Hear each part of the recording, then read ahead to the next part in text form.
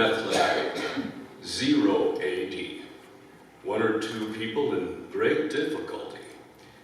Out on the street, with a donkey and wife, Joseph had reached a bad point in his life, with the kind of problem that won't go away.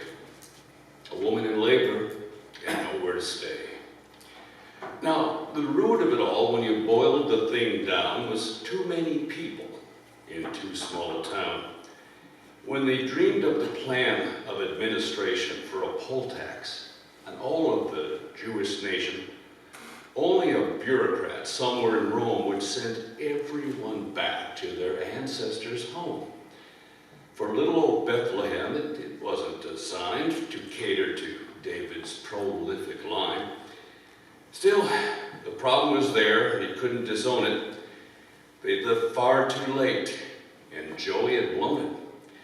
If they'd finished the packing the evening before, or not gone back to check that they locked the front door, if they'd not missed that turning at that roundabout, or if they filled up the donkey before they left out, if they hadn't agreed to call in and see all of Mary's relations at Bethany, or if they'd only booked by Israeli Express, that would have done nice, but now this was a mess. No room at the inn, no room anywhere. They gave him the only place they could spare. And the promised Messiah was born that night on the floor of a stable without any light, where they cut the cord and cleaned up the mess and wrapped him in somebody's workaday dress. And while Mary slept there, exhausted, cold, Joseph sat by feeling helpless and old.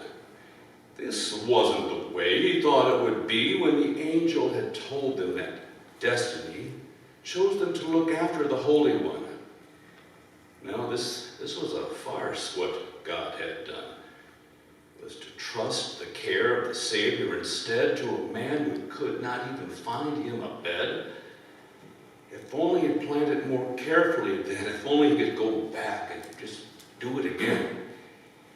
He turned around in his mind the ways he had blundered. Then he looked at the infant and he suddenly wondered if it was all a lie, if he was a fool and the object of everyone's ridicule, if the dreams of the angels were tricks and not what they promised to be.